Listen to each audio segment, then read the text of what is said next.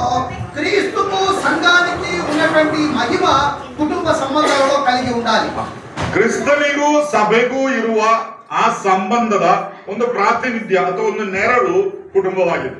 క్రీస్తుకు సంఘానికి ఉన్నటువంటి సంబంధము యొక్క ప్రతిబింబమే కుటుంబ సంబంధంలో ఉండవలసిందిగా మనం చూస్తున్నాం. ಎಫೆಸ 5:29-30 ನಾವು ಓದುವುದಾದರೆ, ఎఫెసీయులకు రాసిన పత్రిక 5వ అధ్యాయము 29-30 వచనాల్లో చూసినట్లయితే, ಯಾರು ಎಂದು ಸ್ವಶರೀರವನ್ನು ಹಗೆ ಮಾಡಿದ್ದಿಲ್ಲ, ಎಲ್ಲರೂ ತಮ್ಮ ಶರೀರಗಳನ್ನು ಪೋಷಿಸಿ ಸಂರಕ್ಷಿಸುತ್ತಾರೆ.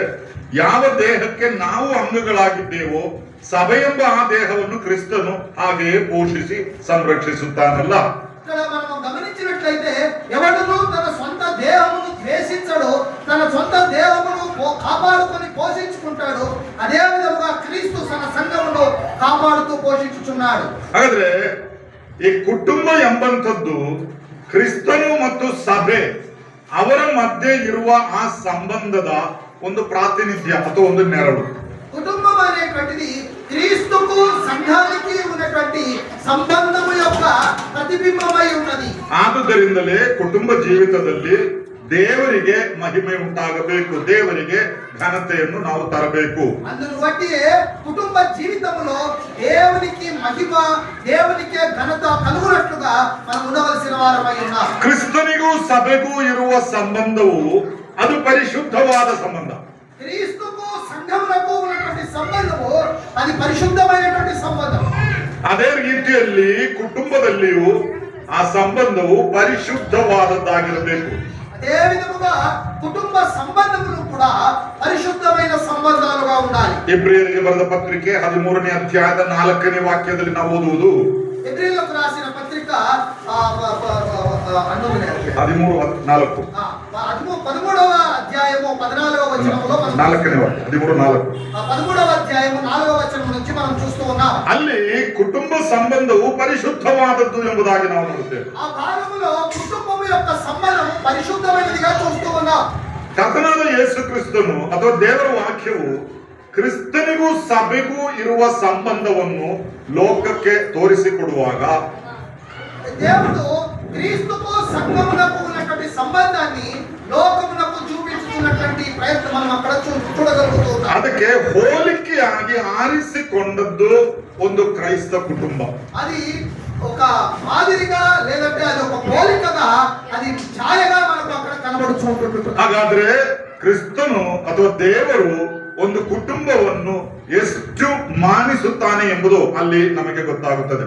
అందును బట్టి దేవుడు కుటుంబమును ఎంతగా ఆయన ఘనపరుస్తూ ఉన్నాడు అనేటువంటి వాక్యము అంశాన్ని మనం అక్కడ గమనించగలము. ಹಾಗಾದ್ರೆ ಒಂದು ಕ್ರೈಸ್ತ ಕುಟುಂಬದ ಒಂದು ದೊಡ್ಡ ಜವಾಬ್ದಾರಿ ಏನು? అలాగైతే క్రైస్తవ కుటుంబము యొక్క అతి పెద్ద బాధ్యత ఏమి? ಕ್ರಿಸ್ತನಿಗೂ ಸಭೆಗೂ ಇರುವ ಸಂಬಂಧವನ್ನು ಅವರ ಕುಟುಂಬ ಜೀವಿತದ ಮೂಲಕವಾಗಿ ಲೋಕಕ್ಕೆ ತೋರಿಸಿಕೊಡಬೇಕು. క్రీస్తుకు సంఘానికి ఉన్నటువంటి సంబంధమును కుటుంబ జీవితంలో ఆ సంబంధాలలో కలిగి ఉండడం ద్వారా ఆ క్రీస్తుకు సంఘానికి ఉన్న సంబంధాన్ని ఈ క్రైస్తవ కుటుంబం లోకానికి చూపించాలి. ಆಗ ಮಾತ್ರವೇ ಕುಟುಂಬದ ಮುಖಾಂತರವಾಗಿ ದೇವರಿಗೆ ಮಹಿಮೆ ಉಂಟಾಗುವುದು. అప్పుడు మాత్రమే మన కుటుంబాల ద్వారా దేవునికి మహిమ కలుగుతుంది. ಇನ್ನು ಎರಡನೇದಾಗಿ ನಾವಲ್ಲಿ ಕಾಣುವಂಥದ್ದು, రెండవ అంశానికి మనం వచ్చినట్లయితే ಕ್ರಿಸ್ತನಿಗೂ ಸಭೆಗೂ ಇರುವ ಸಂಬಂಧವನ್ನು ಬೇರ್ಪಡಿಸಲಿಕ್ಕೆ ಅಸಾಧ್ಯವಾಗಿದೆ. రెండవ అంశము క్రీస్తుకు సంఘానికి ఉన్నటువంటి సంబంధాన్ని ఎవరు కూడా వేరు చేయలేరు. ಅದೇ ರೀತಿಯಲ್ಲಿ ಕುಟುಂಬದಲ್ಲಿ ಗಂಡ ಹೆಂಡತಿಯರ ಸಂಬಂಧವು ಬೇರ್ಪಡಿಸಲಿಕ್ಕೆ ಸಾಧ್ಯವಿಲ್ಲ. అదే పోలికగా కుటుంబంలో భార్య భర్తకు కలిగి ఉన్నటువంటి సంబంధమును ఎవరు కూడా వేరుపరచజాలరు. ಮತ್ತಾಯನ ಸುವಾರ್ತೆ 19ನೇ ಅಧ್ಯಾಯದ 5 ಮತ್ತು 6ನೇ ವಾಕ್ಯವನ್ನು ನಾವು ಓದುವುದಾದ್ರೆ, మత్తయి రాసిన సువార్త గ్రంథము 19వ అధ్యాయం 5-6 వచనాల్లో మనం గమనించినట్లయితే, ಈ ಕಾರಣದಿಂದ ಪುರುಷನು ತಂದೆ ತಾಯಿಗಳನ್ನು ಬಿಟ್ಟು ತನ್ನ ಹೆಂಡತಿಯನ್ನು ಸೇರಿಕೊಳ್ಳುವನು, ಅವರಿಬ್ಬರು ಒಂದೇ ಶರೀರವಾಗಿರುವರು.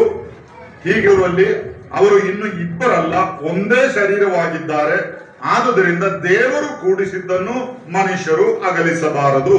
ఈ కారణము చేత పురుషుడు తన తల్లిని తండ్రిని విడిచి తన భార్యను హత్తుకొనును, దేవుడు జతపరిచిన వారిని మనుష్యుడు వేరు చేయకూడదు. ಇಲ್ಲಿ ಕೂತಿರುವವರಲ್ಲಿ ನಿಮ್ಮಲ್ಲಿ ಹೆಚ್ಚಿನವರು ಕುಟುಂಬಸ್ಥರಾಗಿರಬಹುದು. ఇక్కడ కూర్చున్నటువంటి అనేకులలో మీరు కుటుంబస్తులై ఉండవచ్చును. ಮಕ್ಕಳು ಒಂದೊಂದು ಕುಟುಂಬಕ್ಕೆ ಸೇರಿದವರಾಗಿರಬಹುದು. పిల్లలు కూడా వారి వారి కుటుంబాలకు చెందిన వారుగా ఉండవచ్చు. ಆದ್ರೆ ಇಲ್ಲಿ ನಾವು ಕಾಣುವಂತ ಒಂದು ಪ್ರಾಮುಖ್ಯವಾದ ವಿಷಯ, మనం అక్కడ గమనించాల్సినటువంటి ప్రాముఖ్యమైన విషయం, ಆ ಕುಟುಂಬ ಸಂಬಂಧ ಎಂಬಂತದ್ದು ಬೇರ್ಪಡಿಸಲಿಕ್ಕೆ ಸಾಧ್ಯವಿಲ್ಲದ ಸಂಬಂಧ. కుటుంబ సంబంధము వేరుపరచ చాలని సంబంధం. ಯಾಕಂದ್ರೆ ಅದು ಕ್ರಿಸ್ತನಿಗೂ ಸಭೆಗೂ ಇರುವ ಸಂಬಂಧದ ನೆರಳಾಗಿದೆ. అది క్రీస్తుకు సంఘానికి ఉన్నటువంటి సంబంధానికి ఛాయగా ఉంటున్నట్లుగా చూస్తూ ఉన్నారు. ಕ್ರಿಸ್ತನನ್ನು ಸಭೆಯನ್ನು ಬೇರ್ಪಡಿಸುವುದಕ್ಕೆ ಸಾಧ್ಯವಿಲ್ಲ. క్రీస్తును సంఘమును ఎవరు కూడా వేరుపరచ చాలరు. ಬಹಳ ವ್ಯಕ್ತವಾಗಿ ನಾವು ರೋಮಾಪುರದವರಿಗೆ ಪತ್ರೆಯಲ್ಲಿ ಓದುತ್ತೇವೆ, ನಮ್ಮನ್ನು ಕ್ರಿಸ್ತನ ಪ್ರೀತಿಯಿಂದ ಅಗಲಿಸುವವರು ಯಾರು? ఆ వాక్యానికి భాగముగా మనం రోమా పత్రికలో మనం చూస్తూ ఉన్నాం. భక్తుడైన పౌలు అంటాడు, క్రీస్తు ప్రేమ నుండి మనల్ని వేరుపరచువాడు ఎవడు? ಅದರಿಂದಲೇ ಈ ವಾಕ್ಯದಲ್ಲಿ ಮತ್ತಾಯನ ಸುವಾರ್ತೆಯಲ್ಲಿ ಕರ್ತನು ಹೇಳುವುದು, ಅವರು ಇನ್ನು ಎರಡಲ್ಲ ಒಂದೇ ದೇಹವಾಗಿದ್ದಾರೆ. ఆ వాక్యములకు ఆధారముగా మత్తయి రాసిన సువార్త గ్రంథములో దేవుడు అంటున్నాడు, వారు ఇద్దరు కాదు, వారు ఒక్కటే అయి ఉన్నారు. ಕ್ರಿಸ್ತನು ಸಭೆಯು ಒಂದೇ ದೇಹ. క్రీస్తు సంఘము ఒక్కటై ఉన్నారు, ఒకే దేహము. ಕ್ರಿಸ್ತನು ಶಿರಸ್ಸು, ಸಭೆ ದೇಹ. క్రీస్తు శిరస్సు అయి ఉన్నాడు, సంఘము ఆయన దేహమై ఉన్నది. ಅದು ಬೇರ್ಪಡಿಸಲಿಕ್ಕೆ ಆಗುವುದಿಲ್ಲ. దానిని ఎవరు వేర్పరచాలి? ಅದೇ ರೀತಿಯಲ್ಲಿ ಗಂಡ ಹೆಂಡತಿ ಆ ಸಂಬಂಧವು ಬೇರ್ಪಡಿಸಲಿಕ್ಕೆ ಅಸಾಧ್ಯ ಎಂಬುದಾಗಿ ದೇವರ ವಾಕ್ಯ ಹೇಳುವಂತದ್ದು. అదే గమనములో భర్తకు భార్యకు కలిగి ఉన్నటువంటి సంబంధాన్ని ఎవరు కూడా వేరుపరచజాలరు అని వాక్యం సెలవిస్తూ ఉన్నది. ಇವತ್ತಿನ ದಿವಸಗಳಲ್ಲಿ ಕುಟುಂಬ ಜೀವಿತದಲ್ಲಿ ಅನೇಕ ಬಿರುಕುಗಳು ಉಂಟಾಗುತ್ತಿರುವುದನ್ನು ನಾವು ನೋಡುತ್ತೇವೆ. నేటి దినములలో కుటుంబ జీవితములలో అనేకమైనటువంటి సమస్యలు ఉత్పన్నమవుట మనము చూస్తూ ఉన్నాం. ಅನೇಕ ಕುಟುಂಬಗಳು ಅವರು ವಿಭಜಿಸಲ್ಪಡುವ ಅಥವಾ ವಿಚ್ಛೇದಿಸಲ್ಪಡುವ ಹಂತಕ್ಕೆ ಬರುವಂತ ಸ್ಥಿತಿಯನ್ನು ನಮ್ಮ ಸುತ್ತಲೂ ನೋಡುತ್ತೇವೆ. మనం లోకంలో గమనించినట్లయితే అనేక కుటుంబాలు వారు విభజించబడి ఉన్నారు, వారు విచ్ఛేదనం చేయబడినట్లుగా మనం చూస్తూ ఉన్నాం. ಆದ್ರೆ ಅದು ಯಾವುದು ದೇವರಿಗೆ ಮಹಿಮೆ ತರುವಂತದ್ದಲ್ಲ. ఆ ప్రక్రియ దేవునికి మహిమ కలిగించేటువంటి ప్రక్రియ కాదు. ಕುಟುಂಬ ದೇವರಿಗೆ ಮಹಿಮೆ ತರಬೇಕು. కుటుంబము దేవునికి మహిమ తెచ్చేదిగా ఉండాలి. ನನ್ನನ್ನು ಕೇಳುತ್ತಿರುವ ಅನೇಕ ಯೌವನಸ್ಥರಲ್ಲಿದ್ದಾರೆ. అంకుల్ని అడిగినటువంటి అనేక యవన బిడ్డలు అంకుల్ని అడిగేవారు. ಒಂದು ವೇಳೆ ವಿವಾಹ ಆಗಿಲ್ಲ, ವಿವಾಹಕ್ಕೋಸ್ಕರ ಎದುರು ನೋಡುತ್ತಿರುವವರು, ఆ యవనస్తులు అడిగినారంటే, అంకుల్ మేము ఇంకా పెళ్లి కాలేదు, పెళ్లి కోసం ఎదురు చూస్తున్నాము. ಎಲ್ಲರೂ ತಿಳ್ಕೊಳ್ಬೇಕಾದ ಒಂದು ವಿಷಯ, ప్రతి ఒక్కరు తెలుసుకోవాల్సిన అంశం ఏమంటే, ವಿವಾಹ ಸಂಬಂಧ ಎಂಬಂಥದ್ದು ಒಮ್ಮೆ ನಾವು ಅದರೊಳಗೆ ಪ್ರವೇಶಿಸಿದರೆ ಮತ್ತೆ ಅದರಿಂದ ಹೊರಗೆ ಬರಲಿಕ್ಕೆ ಆಗುವುದೇ ಇಲ್ಲ. ప్రియులారా చాలా జాగ్రత్తగా గమనించండి. వివాహ సంబంధం అనేటువంటిది ఒక్కసారి అందులోకి ప్రవేశించిన తర్వాత దానిలో నుండి బయటికి వచ్చడానికి వీలు లేదు. ನನಗೆ ಇಷ್ಟ ಇಲ್ಲ, ಅದರಿಂದ ನಾವು ಬೇರ್ಪಡಿಸಿದ್ದೇವೆ. నాకు ఇష్టం కాలేదు, అందుకే మేము వేరైపోతాము. ಸಣ್ಣ ಸಣ್ಣ ಕಾರಣಗಳಿಂದ ಇವತ್ತು ವಿವಾಹ ವಿಚ್ಛೇದನಗಳು ಧಾರಾಳ ನಮ್ಮ ಸಮೂಹದಲ್ಲಿದೆ. చిన్న చిన్న కారణాలను బట్టి ఆ యొక్క వివాహ కుటుంబం యొక్క జీవితాలు విచ్ఛేదనం అవుతుంటా మనం చూస్తూ ఉన్నాం. ಅನೇಕ ಯೌವನಸ್ಥರು ಕೂಡ ನಾವು ಮದುವೆ ಆಗಿ ಒಂದು 2 ವರ್ಷ ಜೀವಿಸಿ ನೋಡೋಣ, ಆಗದಿದ್ರೆ ಮತ್ತೆ ಬಿಟ್ಬಿಡೋಣ. చాలా మంది యవనస్తులు అంటున్నారు, పెళ్ళైనాకో 2 ఏళ్ళు మన ఇద్దరం చూసాము, నీకు నాకు సెట్ కాలేదంటే వేరైపోదాం. ಆದ್ರೆ ದೇವರ ವಾಕ್ಯ ಎಂದಿಗೂ ಅದಕ್ಕೆ ಆಸ್ಪದ ಕೊಡುವುದಿಲ್ಲ. దేవుని వాక్యము యొక్క చిత్తము కానే కాదండి. ಒಂದು ವಿವಾಹ ಸಂಬಂಧವು ಮುರಿದು ಬೀಳಬೇಕಾದ್ರೆ, ఒక వివాహ సంబంధము అది విరిగిపోవాలంటే ಅದಕ್ಕೆ 2 ಸಾಧ್ಯತೆಗಳು ಮಾತ್ರವಿದೆ. దానికి 2 కారణాలు ఉంటాయి. ಒಂದು ಶಾರೀರಿಕವಾದ ಮರಣ. ఒకటి శారీర సంబంధమైనటువంటి మరణము వారి ఇరువురిలో ఒకరికి కలిగితే, ಗಂಡ ಹೆಂಡತಿಯರಲ್ಲಿ ಒಬ್ಬರು ಮರಣ ಹೊಂದಿದರೆ ಆಮೇಲೆ ನೀವು ಆ ಒಂದು ಹೊಂದಾಣಿಕೆಯಲ್ಲಿಲ್ಲ. భార్య భర్తలలో ఎవరైనా ఒకరు లోకయాత్రను ముగించి లోకంలో వారు చనిపోయినట్లయితే వారికి ఒంటిగా ఉండవలసి వస్తుంది. ಅವರಿಗೆ ಬೇರೊಬ್ಬರನ್ನ ವಿವಾಹವಾಗಬಹುದು. వారు వారి యొక్క అనుకూలతను బట్టి వేరే వారిని కానీ వివాహం చేసుకుంటారు. ಎರಡನೇದು, రెండవది ಕರ್ತನಾದ ಯೇಸು ಕ್ರಿಸ್ತನ ಬರೋಣ. రెండవది యేసు క్రీస్తు ప్రభు యొక్క రెండవ రాకడ. ಆತನು ಮಧ್ಯಾಕಾಶದಲ್ಲಿ ಬರುವಾಗ ಸಭೆಯು ಎತ್ತಲ್ಪಡುವುದು. యేసు క్రీస్తు ప్రభు మధ్యాకాశమునకు వచ్చినప్పుడు సంఘము ఎత్తబడుతుంది. ಆಗ ನಮ್ಮ ಶರೀರವೆಲ್ಲ ಮಾರ್ಪಟ್ಟು ಮಹಿಮೆಯುಳ್ಳ ಶರೀರವಾಗಿದ್ದಿರುತ್ತದೆ. మన యొక్క ఈ యొక్క దేహములో మార్పు చెంది మహిమ దేహములతో మనము ರೂಪಾಂತರೀಕರಿಸಬಹುದು. ಆ ಮಹಿಮೆಯುಳ್ಳ ದೇಹದಲ್ಲಿ ಗಂಡ ಹೆಂಡತಿ ತಂದೆ ತಾಯಿ ಮಕ್ಕಳು ಎಂಬ ಸಂಬಂಧ ಇಲ್ಲ. ఈ మట్టి దేహాలు పోయి మహిమ దేహములు ధరించుకున్నప్పుడు భార్య భర్త తల్లి తండ్రి అన్న తమ్ముడు అనేవి ఏవి ఉండవు. ಅದರಲ್ಲಿ ಪರಲೋಕಕ್ಕೆ ಹೋದ ಮೇಲೆ ನಾನು ನನ್ನ ಹೆಂಡತಿ ನನ್ನ ಮಕ್ಕಳು ನಾವೆಲ್ಲ ಒಟ್ಟಿಗೆ ಕೂತ್ಕೊಳ್ತೇವೆ ಎಂಬುದಾಗಿ ಹೇಳಲಿಕ್ಕೆ ಆಗೋದಿಲ್ಲ. నేను భూలోకంలో ఎట్లుంటిన పరలోకంలో పోయిన తర్వాత నేను నా కుటుంబంతో అవ్వ తాత అజ్జి నాయన ಎಲ್ಲ ಕುತ್ಕತ್ತೀವಿ అంటే అక్కడ అవకాశం లేదు. ಕರ್ತನ ಬರೋಣದೊಂದಿಗೆ ಆ ಸಂಬಂಧ ಮುಗಿಯಿತು. యేసుక్రీస్తు ప్రభు రెండవ రాకడతో మీ సంబంధాలకి ముగింపబడతాయి. ಅದಲ್ಲದೆ ಒಂದು ಕುಟುಂಬ ಸಂಬಂಧವನ್ನ ಬೇರ್ಪಡಿಸಲಿಕ್ಕೆ ದೇವರ ವಾಕ್ಯದಲ್ಲಿ ಯಾವ ಅನುಮತಿಯೂ ಇಲ್ಲ. ఈ రెండు కారణాలు తప్ప వేరే ఏ కారణము చేత కూడా భార్యాభర్తలు విచ్ఛిన్నము కాకూడదు. ಅದರಿಂದ ಎಲ್ಲ ಕುಟುಂಬಗಳು ಬಹಳ ಜಾಗೃತೆಯಿಂದ ಈ ವಿಷಯವನ್ನ ಮನವರಿಕೆ ಮಾಡಿಕೊಳ್ಳಬೇಕು. కనుక ప్రతి క్రైస్తవ కుటుంబము బహు జాగ్రత్తగా ఈ విషయాలను వారు నెమరు వేసుకోవాల్సిన వారై ఉన్నారు. ಯಾಕಂದ್ರೆ ಕ್ರಿಸ್ತನನ್ನು ಸಭೆಯನ್ನು ಯಾವ ರೀತಿ ಬೇರ್ಪಡಿಸಲಿಕ್ಕೆ ಸಾಧ್ಯವಿಲ್ಲವೋ ಅದೇ ರೀತಿಯಲ್ಲಿ ಕುಟುಂಬ ಸಂಬಂಧವನ್ನು ಬೇರ್ಪಡಿಸಲಿಕ್ಕೆ ಸಾಧ್ಯವಿಲ್ಲ. ఎందుకనగా క్రీస్తును సంఘము నుండి ఏ విధముగా అయితే ఎవరు వేరు చేయజాలరో అదే విధంగా కుటుంబములో భార్యాభర్తలను ఎవరు కూడా వేరు చేయజాలరు. ಎಷ್ಟು ಕಷ್ಟ ಬಂದರೂ ಅವರು ಒಟ್ಟಿಗೆ ಜೀವಿಸಬೇಕು. ఎన్ని కష్టాలు వచ్చినా వారిరువురు కలిసి జీవించాల్సిందే. ಆಗ ಮಾತ್ರವೇ ಕುಟುಂಬದ ಮುಖಾಂತರ ದೇವರಿಗೆ ಘನತೆ ಉಂಟಾಗುತ್ತದೆ. అప్పుడు మాత్రమే పరలోకములో ఉన్న తండ్రి అయిన దేవుడు ఆ కుటుంబమును బట్టి మహిమ పొందనై ఉంటున్నాడు. ಮೂರನೇದಾಗಿ మూడవ అంశముగా ಕ್ರೈಸ್ತ ವಿವಾಹವು ಬರಲಿಕ್ಕಿರುವ ಯಜ್ಞದ ಕುರಿಯಾದ ಆತನ ವಿವಾಹದ ನೆರಳು. క్రైస్తవ వివాహము యేసుక్రీస్తు ప్రభు గొర్రెపిల్లగా రాబోతున్న ఆ గొర్రెపిల్ల యొక్క వివాహానికి సాదృశ్యముగా ఉన్నది. ಸತ್ಯವೇದ ಬಹಳ ವ್ಯಕ್ತವಾಗಿ ಹೇಳುತ್ತದೆ, ಕ್ರಿಸ್ತನು ಮೊದಲಿಂಗನು ಸಭೆ ಮೊದಲಗತ್ತಿ ಎಂಬುದಾಗಿ. దేవుని వాక్యము చాలా స్పష్టంగా తెలియపరుస్తుంది. యేసుక్రీస్తు ప్రభు పెళ్లి కుమారుడు, సంఘము ఆయన సంఘము పెళ్లి కుమార్తెగా సిద్ధపరచబడుచున్నది. ಹಾಗಾದ್ರೆ ಸಭೆಗೂ ಕ್ರಿಸ್ತನಿಗೂ ಮಧ್ಯೆ ಒಂದು ಮಹಿಮೆಯುಳ್ಳ ವಿವಾಹ ನಡೆಯುತ್ತದೆ ಎಂಬುದಾಗಿ ದೇವರ ವಾಕ್ಯ ಹೇಳುತ್ತದೆ. దేవుని వాక్యము యేసు ప్రభు సంఘానికి పెళ్లి కుమారుడైన యేసుక్రీస్తు ప్రభువుకు మధ్యాకాశంలో వివాహం జరుగుతుందని మనం ಆದ್ದರಿಂದ ಈಗ ಭೂಮಿಯಲ್ಲಿ ನಡೆಯುವ ಕ್ರೈಸ್ತ ಅಥವಾ ವಿಶ್ವಾಸಿಗಳ ವಿವಾಹವು కాబట్టి భూమి మీద జరిగేటువంటి క్రైస్తవ బిడ్డల వివాహాలన్నీ కూడా ಅದು ಬರಲಿಕ್ಕಿರುವ ಯಜ್ಞದ ಕುರಿಯಾದ ಆತನ ವಿವಾಹಕ್ಕೆ ನೆರಳು. రాబోతున్నటువంటి గొర్రెపిల్ల యొక్క వివాహమునకు సాదృశ్యముగా ఉంటున్నాయి. ಪ್ರಕಟಣೆ ಗ್ರಂಥ 19ನೇ ಅಧ್ಯಾಯದ 7ನೇ ವಾಕ್ಯದಲ್ಲಿ ప్రకటన గ్రంథము 19వ అధ్యాయము 7వ వచనములో ಯಜ್ಞದ ಕುರಿಯಾದ ಆತನ ವಿವಾಹ ಕಾಲವು ಬಂತು, ಆತನಿಗೆ ವಿವಾಹವಾಗುವ ಕನ್ಯೆ ತನ್ನನ್ನು ಸಿದ್ಧ ಮಾಡಿಕೊಂಡಿದ್ದಾಳೆ. గొర్రెపిల్ల యొక్క వివాహము సిద్ధము సమయము కావాల్సి ఉన్నది. గొర్రె పెళ్లి కుమార్తె తనను తాను సిద్ధపరచుకొనుచున్నది. ಆತನಿಗೆ ವಿವಾಹವಾಗುವ ಕನ್ಯೆ ಯಾರು? అందుక మరి ఆ పెళ్లి కుమారుని వివాహం చేసుకునేటువంటి పెళ్లి కుమార్తె ఎవరు? ಅಪೊಸ್ತಲನಾದ ಪೌಲನು ಅದಕ್ಕೆ ಒಂದು ಉತ್ತರ ಕೊಡುತ್ತಾನೆ. అపొస్తలుడైన పౌలు దానికి మనకు జవాబిస్తూ ఉన్నాడు. ಕೊರಿಂಥದವರಿಗೆ ಬರೆದ 2ನೇ ಪತ್ರಿಕೆಯ 11ನೇ ಅಧ್ಯಾಯದ 2ನೇ ವಾಕ್ಯ. భక్తుడైన పౌలు కొరింథీయులకు రాసిన 2వ పత్రిక 11వ అధ్యాయము 2వ వచనము. ಯಾಕಂದ್ರೆ ದೇವರಲ್ಲಿರುವಂತ ಚಿಂತೆಯಿಂದಲೇ ನಾನು ನಿಮ್ಮ ವಿಷಯದಲ್ಲಿ ಚಿಂತಿಸುತ್ತೇನೆ, ನಿಮ್ಮನ್ನು ಕ್ರಿಸ್ತನೆಂಬ ಒಬ್ಬನೇ ಪುರುಷನಿಗೆ ಶುದ್ಧ ಕನ್ಯೆಯಂತೆ ಒಪ್ಪಿಸಬೇಕೆಂದು ನಿಮ್ಮನ್ನು ಆತನಿಗೆ ನಿಶ್ಚಯ ಮಾಡಿದನಲ್ಲ. క్రీస్తు యేసు అనేటువంటి ఒకే పెళ్లి కుమారునికి మిమ్మల్ని పవిత్రమైనటువంటి పెళ్లి కుమార్తెగా ఆయన అప్పగించడమే నా ఆశ ఉన్నది. ಹಾಗಾದ್ರೆ ಇಲ್ಲಿ ಕ್ರಿಸ್ತನೊಂದಿಗೆ ಒಂದು ವಿವಾಹ ನಿಶ್ಚಯ ಆಗಿದೆ. క్రీస్తుతో ఒక వివాహం అనేటువంటిది నిశ్చయము గావించబడింది. ಅದು ಯಾವಾಗ? అది ఎప్పుడు? ಒಬ್ಬ ವ್ಯಕ್ತಿ ರಕ್ಷಿಸಲ್ಪಡುವಾಗ. ఒక వ్యక్తి రక్షణలోనికి వచ్చినప్పుడు. ಅದರಿಂದ ರಕ್ಷಿಸಲ್ಪಟ್ಟ ಪ್ರತಿಯೊಬ್ಬ ವಿಶ್ವಾಸಿಯು ಕ್ರಿಸ್ತನೊಂದಿಗೆ ನಿಶ್ಚಯ ಮಾಡಲ್ಪಟ್ಟವರಾಗಿದ್ದಾರೆ. రక్షించబడిన ప్రతి ఒక్క విశ్వాసి కూడా యేసుక్రీస్తు ప్రభు యొక్క ఆ యొక్క నిశ్చితార్థములో ఆ నిశ్చయములోనికి ప్రవేశించి ఉన్నాడు.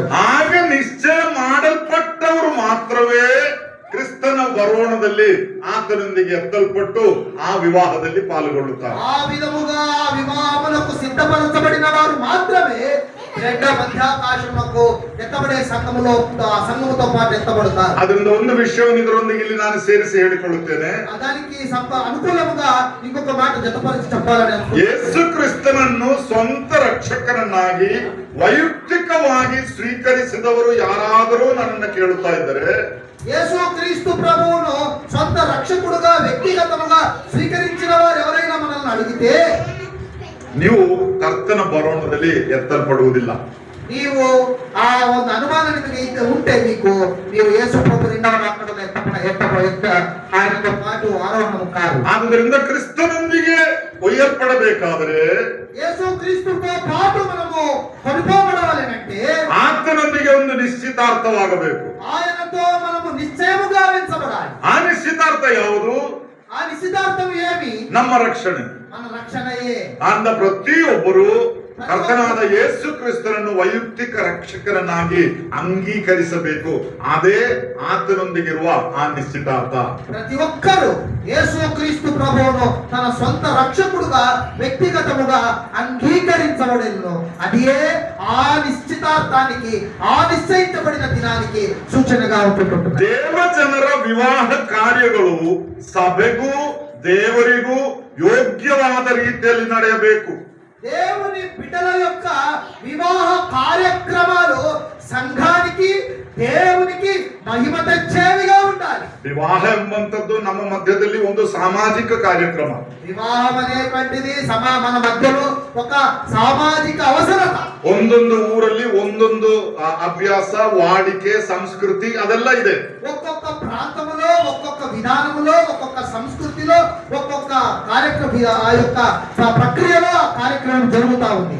ಈ ತೆಲುಗು ಅಥವಾ ಆಂಧ್ರ ಪ್ರದೇಶದಲ್ಲಿ ನಡೆಯುವ ಮದುವೆಗಳಿಗೂ, ಕರ್ನಾಟಕದಲ್ಲಿ ನಡೆಯುವ ಮದುವೆಗಳಿಗೂ, ಅಥವಾ ಕೇರಳದಲ್ಲಿ ನಡೆಯುವ ಮದುವೆಗಳಿಗೂ ಎಲ್ಲ ತುಂಬಾ ವ್ಯತ್ಯಾಸ ಇರಬಹುದು ಹೊರನೋಟದಲ್ಲಿ. ఆంధ్రాలో జరిగే వివాహ కార్యక్రమాలకు, కర్ణాటకలో జరిగే వివాహ కార్యక్రమాలకు, కేరళలో జరిగే వివాహ కార్యక్రమాలకు ఆ పద్ధతులలో వేరుబంధనాలు ఉండవచ్చు. ಆದ್ರೆ ಒಂದು ವಿಷಯ ಯಾವಾಗಲೂ ಗಮನದಲ್ಲಿಟ್ಟುಕೊಳ್ಳಬೇಕು. అయితే ఒక్క విషయాన్ని మనం అందరం గమనంలో ఉంచుకోవాలి. ದೇವರಿಗೂ ಸಭೆಗೂ ಯೋಗ್ಯವಲ್ಲದ ಯಾವ ಪದ್ಧತಿಯೂ ನಮ್ಮ ವಿವಾಹ ಕಾರ್ಯಕ್ರಮಗಳಲ್ಲಿ ಉಂಟಾಗಬಾರದು.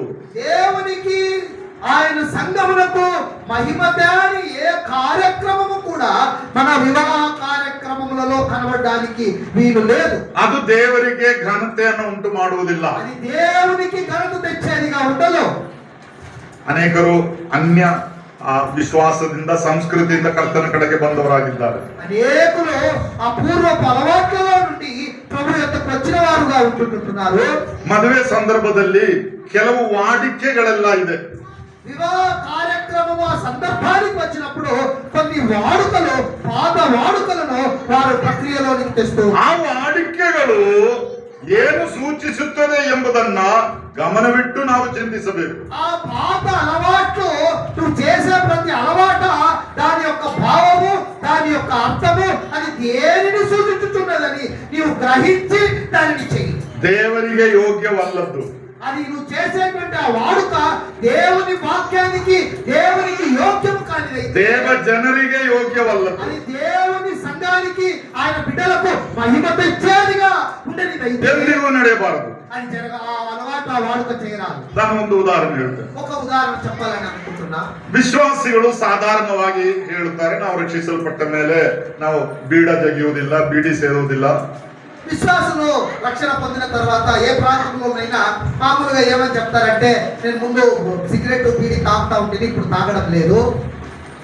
ಆದ್ರೆ ವಿವಾಹ ಕಾರ್ಯಗಳು ನಡೆಯುವಾಗ ಕೆಲವು ಕ್ರೈಸ್ತರ ಮಧ್ಯದಲ್ಲಿ ನಾನು ನೋಡಿದ್ದೇನೆ, ಕೊನೆಗೆ ಅವರು ಸಿಗರೆಟ್ ಕೊಡ್ತಾರೆ, ಬೀಡನ್ನು ಕೊಡ್ತಾರೆ. అయితే వివాహ కార్యక్రమంలో జరిగేటప్పుడు వారు ఏం చేస్తారంటే, వచ్చిన వారిని సంతోష పెట్టడం కోసము వారు కూడా వచ్చిన వారికి సిగరెట్ ఇస్తారు, తాగేకి ఇస్తారు, తాగేకి డబ్బని జోబులో కూడా పెట్టి, ಇಷ್ಟು ವರ್ಷ ಇವರು ಪ್ರಸಂಗ ಮಾಡಿದ್ದೇವೆ, ಇದೆಲ್ಲ ನಾವು ಬಿಟ್ಟಿದ್ದೇವೆ ಇನ್ನಿದನ್ನು ಮಾಡಬಾರದು. ఇన్ని ఏళ్ళు వాక్యాన్ని విని విని విని నేను వదిలినా నేను ఏ ప్రభు నమ్మినానంటాడు. ఆ రోజుకి వచ్చే లోపల అన్ని మర్చిపోతాను. ಆದ್ರೆ ವಿವಾಹ ಕಾರ್ಯ ಬಂದಾಗ అయితే వివాహ సందర్భం వచ్చినప్పుడు ಅದನ್ನೇ ಅವರು ಮಾಡ್ತಾರೆ. ఆ పాత అలవాట్లకు తల వంచిపోతారు. ನಾನು ಒಂದು ಉದಾಹರಣೆ ಮಾತ್ರ ಹೇಳಿದೆ, ತುಂಬಾ ಉದಾಹರಣೆಗಳಿದೆ. చాలా నా జీవితానుభవం, అంకుల్ జీవితానుభవంలో అనేక ఉదాహరణలు చూచి ఉన్నారు. అయితే ఒక ఉదాహరణ చెప్తాను. ಅದರಿಂದ ಬಹಳ ಜಾಗೃತೆಯಿಂದ ಇರಬೇಕು. ದೇವ ಜನರಿಗೆ ಯೋಗ್ಯವಲ್ಲದ್ದು ಯಾವುದೂ ನಮ್ಮ ವಿವಾಹ ಕಾರ್ಯಗಳಲ್ಲಿ ನಡೆಯಬಾರದು. దేవుని బిడ్డలారా, అందుకే వివాహ విషయములలో చాలా జాగ్రత్తగా ఉండాలి. దేవుని నామానికి మహిమ తేని ఏ అలవాటు కూడా మన వివాహ కార్యక్రమములలో ప్రవేశించరాదు. ಮಾತ್ರವಲ್ಲ, ಒಂದು ವಿವಾಹ ನಿಶ್ಚಿತಾರ್ಥದ ಕುರಿತಾಗಿ ದೇವರ ವಾಕ್ಯ ಹೇಳ್ತದೆ. అది మాత్రమే కాదు, వివాహ నిశ్చితార్థాలు, దేవుని బిడ్డల వివాహ నిశ్చితార్థాలు ఎట్లుండాలని కూడా దేవుని వాక్యం తెలియపరుస్తుంది. ಅದೇ ಕೊರಿಂಥದವರಿಗೆ ಬರೆದ 2ನೇ ಪತ್ರಿಕೆ 11ನೇ ಅಧ್ಯಾಯದ 2ನೇ ವಾಕ್ಯದಲ್ಲಿ ನಾವು ನೋಡಿದ್ದೇವೆ. ಪೌಲನು ಹೇಳುವಂತದ್ದು, ನಾನು ನಿಮ್ಮನ್ನು ಕ್ರಿಸ್ತನೊಂದಿಗೆ ವಿವಾಹ ನಿಶ್ಚಿತಾರ್ಥ ಮಾಡಿದ್ದೇನೆ. భక్తుడైన పౌలు 2 కొరింథీయులకు రాసిన పత్రిక 12వ అధ్యాయంలో మనం చూడగలుగుతున్నాం, నేను సంఘమును క్రీస్తుతో నిశ్చితార్థం చేసి ఉన్నాను. ಹಾಗಾದ್ರಲ್ಲಿ ನಾವು ನೋಡು, ವಿವಾಹದ ಮೊದಲು ಒಂದು ನಿಶ್ಚಿತಾರ್ಥ ನಡಿಬೇಕು. ఇవన్నీ మనం గమనించినట్లయితే వివాహానికి ముందు ఒక నిశ్చితార్థము. ಇವತ್ತು ಅನೇಕ ಕ್ರೈಸ್ತ ಕುಟುಂಬಗಳಲ್ಲಿಯೂ ವಿವಾಹ ನಿಶ್ಚಿತಾರ್ಥ ಬೇಡ, ಅದು ಸುಮ್ಮನೆ ವೇಸ್ಟ್ ಆಫ್ ಮನಿ ಅಥವಾ ದುಡ್ಡನ್ನು ಹಾಳು ಮಾಡುವುದು. ఈ రోజుల్లో క్రైస్తవ కుటుంబాలలో కూడా ఆ యొక్క నిశ్చితార్థం, ఎంగేజ్మెంట్ అనేది మాకొద్దు, డబ్బులు వేస్ట్ అని క్యాన్సిల్ చేసేస్తారు. ನೇರವಾಗಿ ಮದುವೆಗೆ ಹೋಗೋಣ, డైరెక్ట్ పెళ్లికి వెళ్ళిపోదాము. ఎంగేజ్మెంట్ వద్దు, నిశ్చితార్థం వద్దు, డబ్బులన్నీ వేస్ట్. ಕ್ರಿಸ್ತನಿಗೂ ಸಭೆಗೂ ಇರುವ ಸಂಬಂಧದ ನೆರಳು దేవుని వాక్యము క్రీస్తుకు సంఘానికి ఉన్న సంబంధాన్ని వారు ఏ విధముగా తమ కాళ్ళతో తొక్కుతూ ముందుకు సాగుతున్నారు. ಕ್ರಿಸ್ತನ ಬರೋಣದಲ್ಲಿ ನೇರವಾಗಿ ಯಾರು ಹೋಗುತ್ತಾರೆ? క్రీస్తు ప్రభు యొక్క రెండవ రాకడలో ఎవరు కూడా డైరెక్ట్ గా పోతున్నట్టుగా లేదు వాక్యంలో. ಆತನೊಂದಿಗೆ ನಿಶ್ಚಿತಾರ್ಥವಾದವರು ಮಾತ್ರವೇ ಹೋಗ್ತಾರೆ. ఎవరైతే ఆయనతో పాటు నిశ్చితార్థం చేయబడి ఉంటారో వారు మాత్రమే పెళ్లికి వెళ్తారు. ಆದುದರಿಂದ ಅದರ ನೆರಳಾಗಿರುವ ಕ್ರೈಸ್ತ ವಿವಾಹಗಳಿಗೆ ಸರಿಯಾದಂತಹ ಒಂದು ನಿಶ್ಚಿತಾರ್ಥ ಕಾರ್ಯಕ್ರಮ ಇರಬೇಕು. ఆ యొక్క వాక్యపు వెలుగును ప్రతిబింబిస్తున్నటువంటి క్రైస్తవ కుటుంబాలు ఆ నిశ్చితార్థం అనేటువంటి కార్యక్రమాన్ని దేవుని వాక్యపు వెలుగులో అదే క్రమములో నెరవేర్చవలసిన వారై ఉన్నారు. ಸಾಕ್ಷಿಗಳ ಮುಂದೆ ಇರುವ ನಿಶ್ಚಿತಾರ್ಥ ఇది దైవ పరలోకములో ఉన్న సాక్షి సమూహము మధ్యలో జరిగే నిశ్చితార్థం. ಯಾಕಂದ್ರೆ ನಮ್ಮ ರಕ್ಷಣೆ ನೆರಳದು. మన రక్షణ కార్యక్రమం పరలోకంలో ఉన్న సాక్షి సమూహం చూస్తూ ఉన్నది. ರಕ್ಷಿಸಲ್ಪಟ್ಟಾಗ ನಾವು ಬಾಯಿಂದ ಅರಿಕೆ ಮಾಡುತ್ತೇವೆ. మనం రక్షణ పొందిన దినమందు నోటితో యేసు ప్రభువుని ఒప్పుకుంటాం. ಅದರ ಬಹಿರಂಗ ಸೂಚಕವಾಗಿ ನೀರಿನಲ್ಲಿ ದೀಕ್ಷಾ ಸ್ನಾನ ಮಾಡಿಸುತ್ತೇವೆ. నోటితో ఒప్పుకున్న తర్వాత బహిరంగ సూచనగా, సింబాలిక్ గా నీటిలో బాప్తిస్మం తీసుకుంటాం. ಅದು ಯಾವುದಕ್ಕೆ? అది ఎందుకు? ನಾವು ರಕ್ಷಿಸಲ್ಪಟ್ಟಿದ್ದೇವೆ ಎಂಬ ಆ ಸೂಚನೆ. మనము రక్షణ పొంది ఉన్నామని ఈ లోకానికి తెలియాలని బహిరంగంగా నీళ్ళలో ముంచుడు బాప్తిస్మం ಅದರಿಂದ తీసుకుంటాం. ಕ್ರೈಸ್ತ ವಿವಾಹಗಳು, అందుకే క్రైస్తవ వివాహాలు ಸಾಕ್ಷಿಗಳ ಮುಂದೆ, ದೇವಜನರ ಮುಂದೆ ಬಹಿರಂಗವಾಗಿ ನಿಶ್ಚಿತಾರ್ಥವಾಗಬೇಕು. అందుకే క్రైస్తవ వివాహాలు సాక్షి సమూహము ఎదుట, దైవ జనుల ఎదుట, సంఘము ఎదుట ఆ కార్యక్రమాలు నిశ్చితార్థపు రూపంగా ముందుకు సాగవలసినవి. ಹಾಗೆ ನಿಶ್ಚಿತಾರ್ಥವಾದವರು ಮಾತ್ರವೇ ವಿವಾಹವಾಗಬೇಕು. అంటే దాని అర్థం ఏమంటే నిశ్చితార్థమైన వారు మాత్రమే పెళ్లికి యోగ్యులు. ಆಗ ಮಾತ್ರವೇ ಕರ್ತನಿಗೆ ಕುಟುಂಬದಲ್ಲಿ ಮಹಿಮೆ అప్పుడు ಉಂಟಾಗುತ್ತದೆ. మాత్రమే ఆ కుటుంబములో దేవునికి మహిమ కలుగుతుందండి. 4ನೇದಾಗಿ, నాలుగవ అంశంగా ಕ್ರಿಸ್ತನ ಮಹಿಮೆಯಲ್ಲಿ ಪಾಲು ಹೊಂದಿದವರು ಮಾತ್ರ ಕ್ರೈಸ್ತ ವಿವಾಹದಲ್ಲಿ ಒಂದುಗೂಡಬೇಕು. చాలా ప్రాముఖ్యమైన అంశం వినండి. క్రీస్తు ప్రభు యొక్క మహిమలో పాలు పంపులు పొందిన వారు మాత్రమే ఈ యొక్క క్రైస్తవ వివాహ వ్యవస్థలో ముందుకు సాగవలసిన వారై ఉన్నారు. ಇವತ್ತು ಅನೇಕ ಕ್ರೈಸ್ತ ವಿವಾಹಗಳು ఈనాడు అనేక క్రైస్తవ వివాహాలు ಕ್ರೈಸ್ತರು ಎಂಬುದಾಗಿ ಹೇಳಿಕೊಳ್ಳುವ క్రైస్తవులని చెప్పుకుంటున్నారు కానీ ಯಾರೊಂದಿಗೋ ವಿವಾಹವಾಗ್ತಾರೆ. ఎవరెవరినో పోయి పెళ్లిళ్ళు చేసుకుంటున్నారు. ಏನಾದ್ರೂ ಮಾಡಿ ಮದುವೆಗೋಸ್ಕರ ಅವರನ್ನು ರಕ್ಷಣೆಗೆ ನಡೆಸ್ತಾರೆ. ఏమైనా కానీ ఆ పిల్లోడు ఆ పిల్ల నచ్చింది కాబట్టి పెళ్లి చేసే కోసము పిల్లల్లో వచ్చి బాప్తిస్మం ఇచ్చి రక్షణ ఇచ్చి ಮದುವೆಗೋಸ್ಕರ ದೀಕ್ಷಾ ಸ್ನಾನ ಮಾಡಿಸ್ತಾರೆ. పెళ్లి కోసము బాప్తిస్మం ఇచ్చేది. ಅದು ವಾಕ್ಯಕ್ಕೆ ಅನುಗುಣವಾದ ವಿಷಯವಲ್ಲ. అది వాక్యం క్రమము కాదు. ಕೊರಿಂಥದವರಿಗೆ ಬರೆದ 2ನೇ ಪತ್ರಿಕೆ 6ನೇ ಅಧ್ಯಾಯದ 14 ಮತ್ತು 15ನೇ ವಾಕ್ಯ. కొరింథీ పత్రిక 2వ పత్రిక 6వ అధ్యాయం 14 15 వచనాలు. ನೀವು ಕ್ರಿಸ್ತ ನಂಬಿಕೆ ಇಲ್ಲದವರೊಂದಿಗೆ ಸೇರಿ ಇಜ್ಜೋಡಾಗಬೇಡಿರಿ. ಧರ್ಮಕ್ಕೂ ಅಧರ್ಮಕ್ಕೂ ಜೊತೆ ಏನು? ಬೆಳಕಿಗೂ ಕತ್ತಲೆಗೂ ಐಕ್ಯವೇನು? ಕ್ರಿಸ್ತನಿಗೂ ಸೈತಾನನಿಗೂ ಒಡನಾಟವೇನು? ನಂಬುವವನಿಗೂ ನಂಬದೇ ಇರುವವನಿಗೂ ಪಾಲುಗಾರಿಕೆ ಏನು? క్రీస్తుతో మీరు లేపబడిన వారైతే లోకముతో పాటు మీరు విచ్చోడుగా ఉండకూడి. విశ్వాసికి అవిశ్వాసికి ఏమి పొత్తు? క్రీస్తుకు బెలియాలతో ఏమి సంబంధం?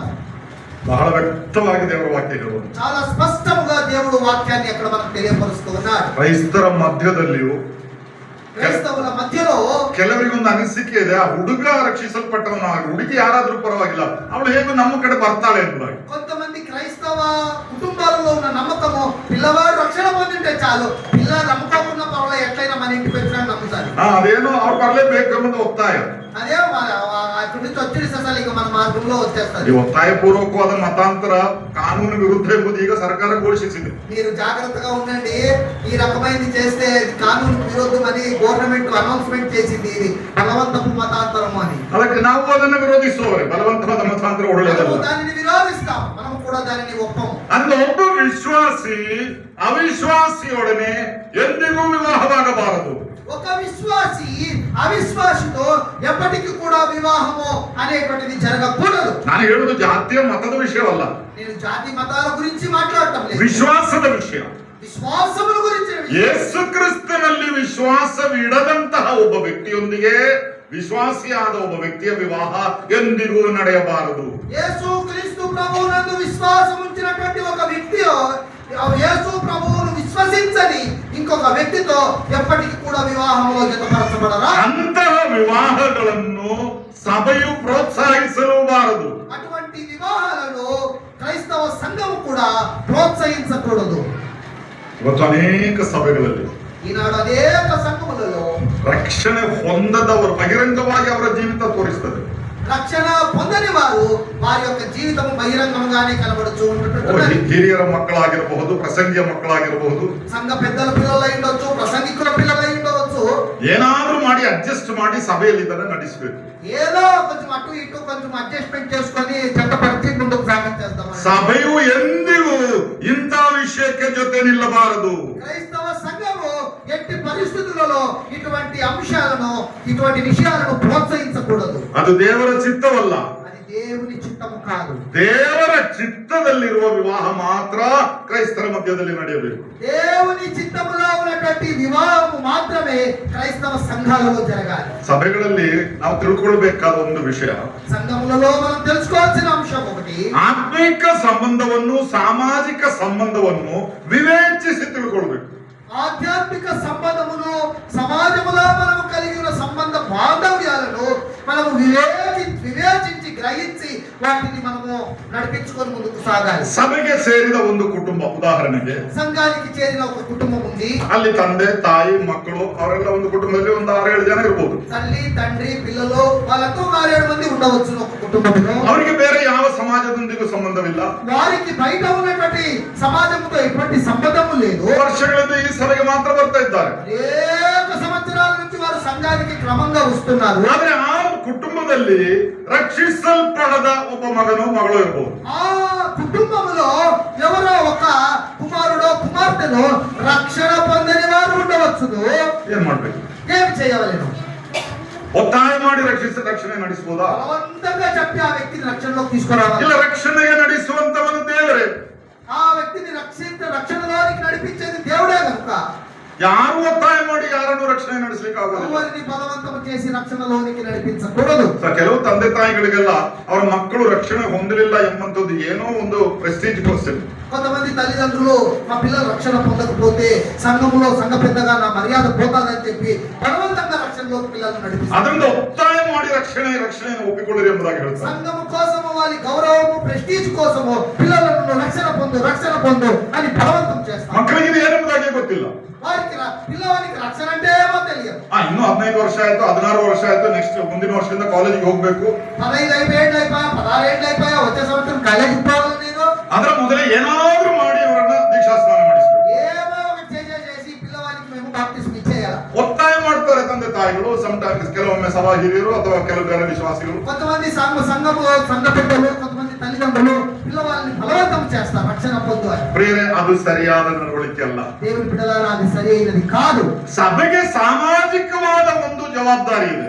సంఘానికి సమాజమును గూర్చినటువంటి బాధ్యత కూడా ఉంటుంటున్నది. ನಮ್ಮ ಸಭೆಯಲ್ಲಿರುವ ಒಂದು ಕುಟುಂಬದಲ್ಲಿ ರಕ್ಷಿಸಲ್ಪಡದೇ ಇರುವ ಒಬ್ಬ ವ್ಯಕ್ತಿ ಇದ್ದರೆ, మన సంఘములో కుటుంబము రక్షణ పొందని కుటుంబం ఉంటే ಅಲ್ಲ, ಅವರಿಗೆ ವಿವಾಹ ಯಾವ ರೀತಿ ನಡೀಬೇಕು? ఆ కుటుంబానికి వివాహం ఎట్లా చేస్తారు? ಅವರು ರಕ್ಷಿಸಲ್ಪಡದಿದ್ರೆ ರಕ್ಷಿಸಲ್ಪಟ್ಟವರೊಂದಿಗೆ ಎಂದಿಗೂ ವಿವಾಹ ನಡಿಬಾರದು. వారు రక్షణ పొందలేదంటే రక్షణ పొందిన వారితో వారిని ఎప్పుడూ జతపరిచి వివాహం చేయకూడదు. ಅವಿಶ್ವಾಸಿಯೊಂದಿಗೆ ನಡೆಯುವ ವಿವಾಹವು ಪಾಪವಲ್ಲ. అవిశ్వాసి యొక్క వివాహము అవిశ్వాసతో జరిగితే అది పాపం కాదు. ಅದು ವಾಕ್ಯವು ಅದನ್ನ ಖಂಡಿಸುವುದಿಲ್ಲ. ವಾಕ್ಯము దానిని ఖండించదు. ಆದ್ರೆ ಅವಿಶ್ವಾಸಿಯೊಂದಿಗೆ ವಿವಾಹವಾದ್ರೆ ಅದು ಪಾಪ, ಅದು ತಪ್ಪು. అయితే విశ్వాసి అవిశ్వాసతో జతకూడి వివాహం జరిగితే అది పాపము. దేవుని వాక్యము దానిని ఖండిస్తుంది. ಅಂತ ಸಂದರ್ಭದಲ್ಲಿ ಏನ್ ಮಾಡ್ಲಿಕ್ಕೆ ಆಗ್ತದೆ? అటువంటి సందర్భంలో మనం ఏం చేయవలెను? ವಾಕ್ಯದಲ್ಲಿ ಅದರ ಬಗ್ಗೆ ಹೆಚ್ಚಿನ ವಿವರಣೆಯನ್ನು ಕೊಟ್ಟಿಲ್ಲ. వాక్యములో లోతైనటువంటి వివరణ అయితే మనకు అక్కడ కనబడదు. ಸಾಧಾರಣವಾಗಿ ನಾನು ಹೇಳುವಂತದ್ದು, సర్వసాధారణముగా అంకుల్ చెప్పేటువంటి మాట, ಒಂದು ವೇಳೆ ಅಂತಹ ಒಂದು ಸಂಬಂಧ ರಕ್ಷಿಸಲ್ಪಡದ ನಮ್ಮ ಮಕ್ಕಳಿಗೋ ನಮ್ಮ ಕುಟುಂಬದ ಸದಸ್ಯರಿಗೋ ಆ ರೀತಿ ಉಂಟಾದರೆ, ఒకవేళ బహుశా అటువంటి సమస్య రక్షణ పొందని వారితో రక్షణ పొందిన వారు వివాహం కావాల్సిన సందర్భం వస్తే ಅವರು ಕಾನೂನುಬದ್ಧವಾಗಿ ನಡೆಯಬೇಕಾದ ಕಾರ್ಯಗಳನ್ನು ಮಾಡಿ ವಿವಾಹಿತರಾಗಿಕೊಳ್ಳಲು, వారు కానూను క్రమానికి అన్వయించబడి చేసి వారు చేసుకోవచ్చు. ಆದ್ರೆ ಸಭೆಯು ಅವರನ್ನ ಕರೆದುಕೊಂಡು ಇವನು ಕ್ರಿಸ್ತನಿಗೆ ನೆರಳಾಗಿದ್ದಾನೆ, ಇವಳು ಸಭೆಗೆ ನೆರಳಾಗಿದ್ದಾಳೆ ಎಂಬುದಾಗಿ ಸುಳ್ಳು ಹೇಳಿ ಜನರನ್ನ ಮೋಸ ಮಾಡಬಾರದು. అయితే సంఘము ఆ విశ్వాసిని అవిశ్వాసిని పిలుచుకొని వచ్చి మీరిద్దరు యేసు ప్రభువుకు సంఘానికి సూచనగా ఉన్నారని చెప్పి అబద్ధాలు చెప్పి పెళ్లిళ్ళు చేయరాదు. ಅಲ್ಲ, ಈ ರಕ್ಷಿಸಲ್ಪಡದವರು ನಾಳೆ ಸತ್ತೋದ್ರೆ, ఈ రక్షణ పొందని వారు జతపరిచినబడిన వారు చచ్చిపోయారు అనుకోండి, పెళ్లి అయితే ಅವರು ರಕ್ಷಿಸಲ್ಪಡಲಿಲ್ಲ, ಅವರನ್ನು ಹೂಣಿಡೋದಿಲ್ಲ ಎಂಬುದಾಗಿ ಹೇಳಲಿಕ್ಕೆ ಆಗ್ತದ? ఆమె రక్షణ పొందలేదు లేదా ఆయన రక్షణ పొందలేదు మేము పోయి భూస్థాపన చేయమని సంఘం చెప్పేకైతుందా? ಅದು ಸಾಮಾಜಿಕ ಹೊಣೆ, అది సామాజిక బాధ్యత. ಆದ್ರೆ ಈ ಸಾಮಾಜಿಕ ವಿಷಯಗಳನ್ನು ಆತ್ಮಿಕ ವಿಷಯಗಳನ್ನು ನಾವು ಒಂದು ಮಾಡಿಕೊಳ್ಬಾರ್ದು. ಅದೇ ದೇವರ ವಾಕ್ಯ ಹೇಳುವುದು. అందుకే సమాజపు అంశములను దేవుని వాక్యపు అంశములను ఎప్పుడు కూడా మనము రెండింటిని కలపకూడదు. ಹೇಗೂ ಆ ನಾಲ್ಕನೇ ವಿಷಯ ನಾನು ಹೇಳಿದ್ದು, నాలుగవ అంశాన్ని మనం ధ్యానించుకున్నాం. ರಕ್ಷಿಸಲ್ಪಟ್ಟವರೊಂದಿಗೆ ಮಾತ್ರ ವಿವಾಹದಲ್ಲಿ ಏರ್ಪಡಬೇಕು, ಅದು ಮಾತ್ರ ದೇವರಿಗೆ ಘನತೆಯನ್ನು ಉಂಟು ಮಾಡುತ್ತದೆ. రక్షణ పొందిన వారితో మాత్రమే జతపరచబడాలి, అది దేవునికి మహిమ తెచ్చేదై ఉన్నది. ಐದನೇದಾಗಿ, ఐదవ అంశముగా ಕ್ರಿಸ್ತನು ಸಭೆಯನ್ನು ಪ್ರೀತಿಸಿದ ಪ್ರಕಾರವೇ ಪುರುಷರೇ ನಿಮ್ಮ ನಿಮ್ಮ ಹೆಂಡತಿಯರನ್ನು ಪ್ರೀತಿಸಿರಿ. క్రీస్తు సంఘమును ప్రేమించిన విధముగా భర్తలారా మీ భార్యలను ప్రేమించుడి. ಎಫೆಸ 5:25.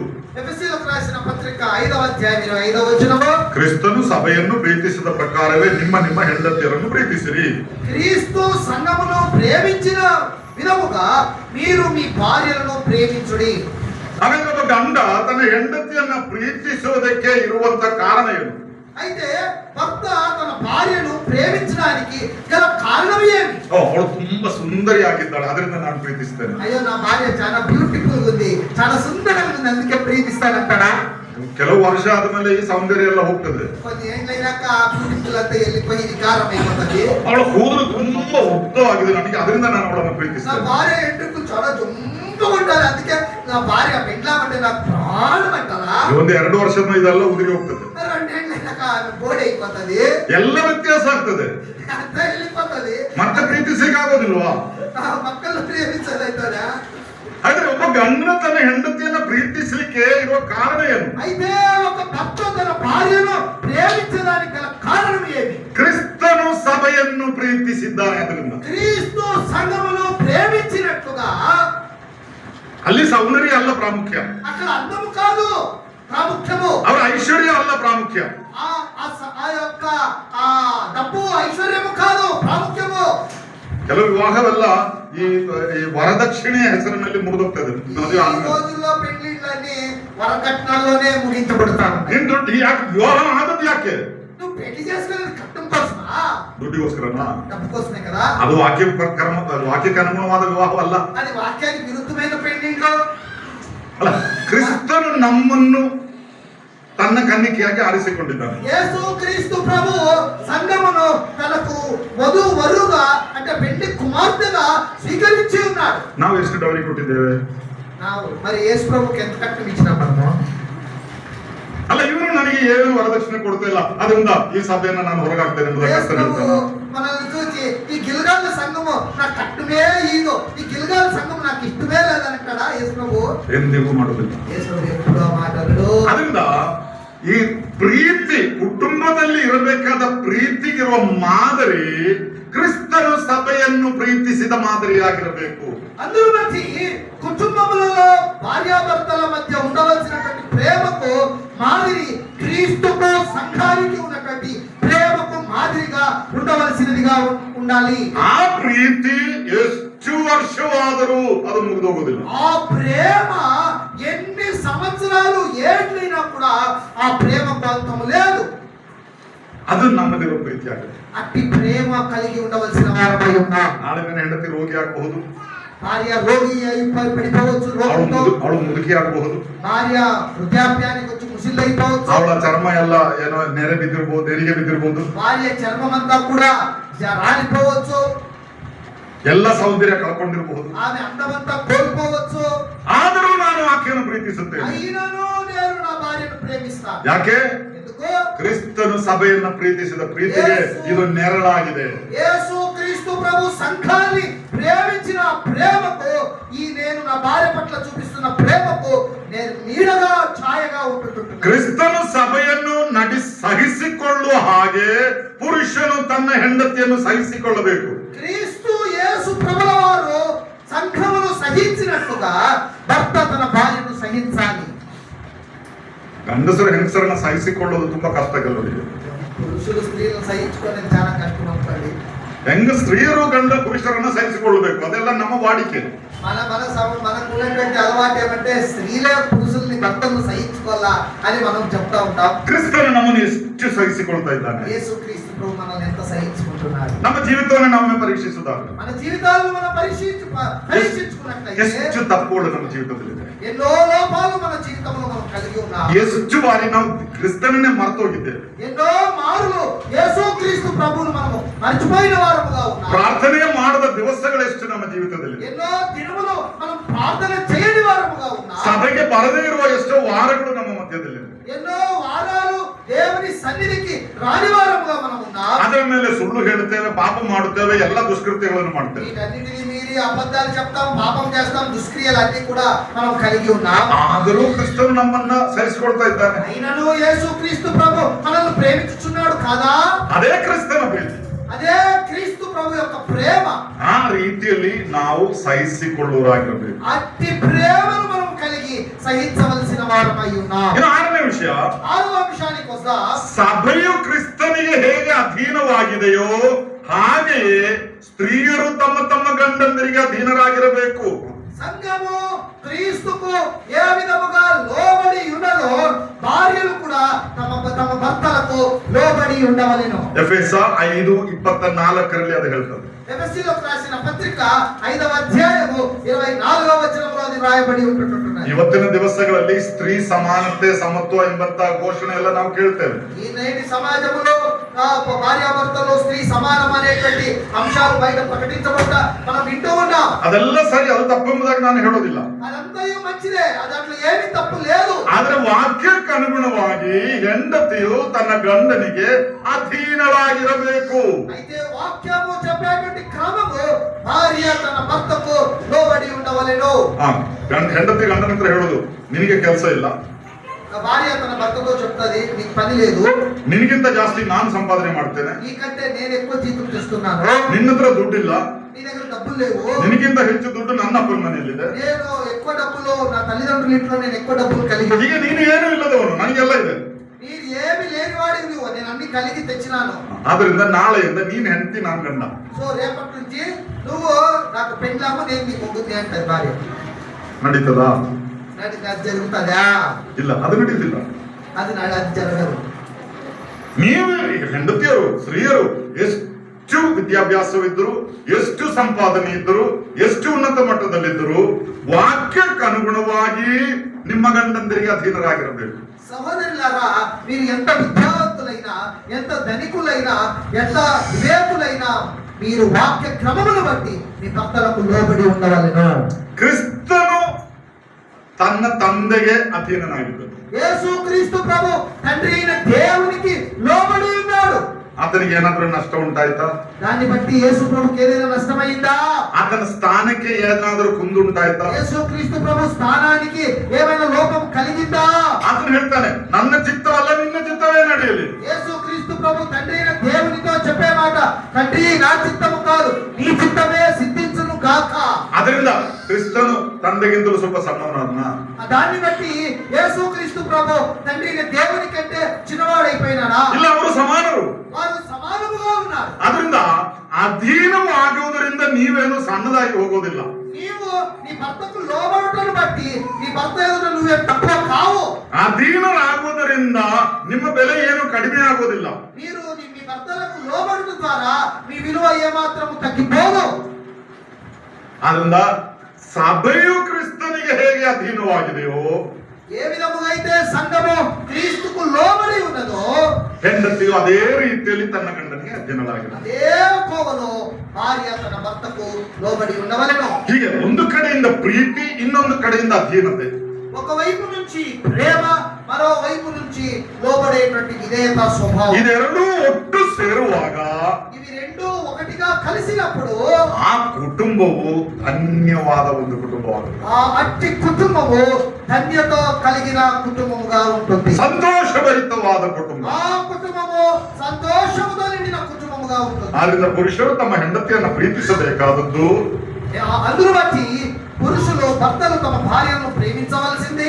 ಅದು ಅವರು ನನಗೆ ಅಧೀನರಾಗಿರುವುದರಿಂದ ಅಲ್ಲ, ఆమె నాకు లోబడి ఉంది కాబట్టి నేను ప్రేమిస్తానని అనరాదు. ಕ್ರಿಸ್ತನು ಸಭೆಯನ್ನು ಪ್ರೀತಿಸಿದ್ದರಿಂದ. యేసు క్రీస్తు ప్రభు సంఘాన్ని ప్రేమిస్తున్నాడు. ಹೆಂಡತಿ ತನ್ನ ಗಂಡನಿಗೆ ಅಧೀನರಾಗಿರುವುದು, భార్య తన భర్తకు లోబడుట ఎందుకోసము? ಅವರು ನನ್ನನ್ನು ಪ್ರೀತಿಸುವುದರಿಂದ ಅಲ್ಲ, నా భర్త నన్ను ప్రేమిస్తాడు కాబట్టి నేను లోబడి ఉంటాను. ಸಭೆಯು ಕ್ರಿಸ್ತನಿಗೆ ಅಧೀನರಾಗಿರುವುದರಿಂದ. సంఘము క్రీస్తుకు లోబడి ఉంది, అందుకు నేను నా భర్తకు లోబడి ఉంటాను. ಅದರಿಂದ ನೀವು ಅನ್ಯೋನ್ಯ ಪ್ರೀತಿ ಮತ್ತು ಅಧೀನತೆ ಮಾಡುವಂತದ್ದು, అందును బట్టి అన్యోన్యత, ప్రేమ, విధేయత అనేటువంటిది కలిసి ఉండాలి. ಅದು ನಿಮ್ಮ ಸ್ವಾರ್ಥತೆಗೋಸ್ಕರವಲ್ಲ, అది మీ స్వార్థానికి కాదు, ಆದರೆ ಅದು ಆ ಕ್ರಿಸ್ತನ ಮತ್ತು ಸಭೆಯ ನಿಮಿತ್ತವಾಗಿ. అది క్రీస్తును బట్టియో ఆయన సంఘమును బట్టియో అనేటువంటి అంశాన్ని మర్చిపోకూడదు. ಅವರು ಎಷ್ಟು ಕೆಟ್ಟವರಾದ್ರು, ఎంత చెడిపోయిన వారైనా, ಅವಳು ಎಷ್ಟು ಕೆಟ್ಟವಳಾದ್ರು, భార్య ఎంత చెడుదైనా ನಾವು ಸಹಿಸಿಕೊಳ್ಳುತ್ತೇವೆ. సహించుకోవాల్సింది. ಯಾಕಂದ್ರೆ ಕ್ರಿಸ್ತನ ಮಹಿಮೆಗಾಗಿ. ఎందుకంటే క్రీస్తును బట్టి, ఆయన మహిమను బట్టి.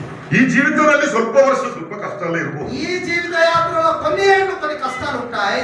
ಆದ್ರೆ ಇದೆಲ್ಲ ಮುಗಿದು ನಾವು ಪರಲೋಕಕ್ಕೆ ಸೇರುವಾಗ ಅದಕ್ಕೆ ತಕ್ಕ ಪ್ರತಿಫಲ ನಮಗೆ ಬರುತ್ತೆ. అయితే వీటన్నిటిని మనం ముగించుకొని పరలోకములకు మనం చేరి వెళ్ళినప్పుడు దానికి కావాల్సిన గొప్ప బహుమానాలు మన కొరకు ప్రభు సిద్ధపరిచి ఉంచారు. 7ನೇ ವಿಷಯಕ್ಕೆ ನಾನು ಬರ್ತೇನೆ. 7వ అంశానికి మనం వస్తాం. ತಂದೆ ತಾಯಿಗಳು ಮಕ್ಕಳಿಗೆ ಕರ್ತನಿಗೆ ಮೆಚ್ಚುಗೆಯಾಗಿರುವ ಬಾಲ ಶಿಕ್ಷೆಯನ್ನು ಬಾಲೋಪದೇಶವನ್ನು ಮಾಡುತ್ತಾ ಅವರನ್ನು ಸಾಕಿ ಸಲಹಬೇಕು. తల్లిదండ్రులు తమ పిల్లలను దేవునికి మహిమకరమైనటువంటి క్రమశిక్షణలో వారిని పెంచవలసిన వారై ఉన్నారు. ಎಫೆಸ 6:4 ನಾವು ನೋಡುತ್ತೇವೆ. ఎఫెసీయులకు రాసిన పత్రిక 6వ అధ్యాయం 4వ వచనంలో మనం చూస్తున్నాం. ನಿಮ್ಮ ಮಕ್ಕಳಿಗೆ ಕರ್ತನಿಗೆ ಮೆಚ್ಚುಗೆ ಆಗಿರುವ ಬಾಲ ಶಿಕ್ಷೆಯನ್ನು ಬಾಲೋಪದೇಶವನ್ನು ಮಾಡುತ್ತಾ ಅವರನ್ನು ಸಾಕಿ ಸಲಹಿರಿ. మీ పిల్లలకు దేవునికి మహిమకరంగా వారిని పెంచి పోషించండి. ಇಲ್ಲಿ ತಂದೆ ತಾಯಿಗಳು ನೆನೆಸಿಕೊಳ್ಬೇಕಾದ ಪ್ರಾಮುಖ್ಯವಾದ ಒಂದು ವಿಷಯ, ఇక్కడ తల్లిదండ్రులు జ్ఞాపకం ఉంచుకోవాల్సిన ప్రాముఖ్యమైన విషయం ఏమిటంటే, ಮಕ್ಕಳು ನಿಮ್ಮ ಸ್ವಂತ ಸೊತ್ತಲ್ಲ. పిల్లలు మీ సొంత ఆస్తి కాదు. ಕೆಲವರಿಗೆ ಆಶ್ಚರ್ಯ, కొంతమందికి ఆశ్చర్యం అవుతుంది. ಅಯ್ಯೋ ನನ್ನ ಮಕ್ಕಳು ಮತ್ತೆ ನನ್ನದಲ್ಲೇ ಮತ್ತೆ ಅರ್ಧ ಮುಂದೆ. ఏమిటో చెప్తున్నాడు దైవజనుడు, నా పిల్లలు గారా?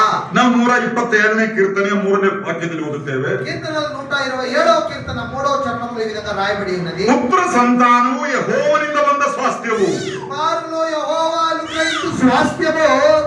ದೇವರು ನಿಮ್ಮ ಕೈಗೆ ಕೊಟ್ಟಿರುವಂತಹ ಒಂದು ಜವಾಬ್ದಾರಿ. దేవుడు పిల్లలను మీకు అప్పగించిన ఒక బాధ్యత. ನಿಮಗೆ ಇಷ್ಟ ಬಂದ ಹಾಗೆ ಏನು ಬೇಕಾದ್ರೂ ಅವರ ಮೇಲೆ ಮಾಡಬಹುದು ಎಂಬ ಭಾವನೆ ಯಾವ ತಂದೆ ತಾಯಿಗಳು ಇರಬಾರದು. దేవుడు మీకు ఇచ్చిన పిల్లలను మీకు ఇష్టమైనట్లా ఏది కావాలంటే అది మేము చేస్తామనే స్వతంత్రం మీకు లేదు. ನೀವು ಒಂದು ಮನೆ ವಾರ್ತೆಯವರು, ಸ್ಟೀವರ್ಡ್ಸ್. మీరు ఆ పిల్లలకు కావలి వారు ಅವರನ್ನು ದೇವರು ನಿಮ್ಮ ಕೈಗೆ ಒಪ್ಪಿಸಿದ್ದಾನೆ. దేవుడు తన పిల్లలను మీకు మీరు కావలి కాయండి అప్పగించినాడంతే. ಯಾಕೆ? ఎందుకో ಅವರ ಪರವಾಗಿ ದೇವರ ಚಿತ್ತವನ್ನ ಅರಿತುಕೊಂಡು, ఎందుకంటే వారి పరముగా మీరు వారి పక్షముగా దేవుని చిత్తమును మీరు తెలుసుకొని ಆ ದೇವರ ಚಿತ್ತದಂತೆ ಅವರನ್ನ ಬೆಳೆಸಿ, ఆ దేవుని చిత్తములో దేవుడు మీకు అప్పగించిన పిల్లలను పెంచి ಅವರು ಪ್ರಾಯಕ್ಕೆ ಬಂದಾಗ ಅವರನ್ನು ದೇವರ ಕೈಗೆ ತಿರುಗಿ ಒಪ್ಪಿಸಬೇಕು. వారు యవన ప్రాయములో వచ్చిన తర్వాత ఆ దేవుడు మీకు ఇచ్చిన పిల్లలను దేవునికి తిరిగి మీరు అప్పగించాలి.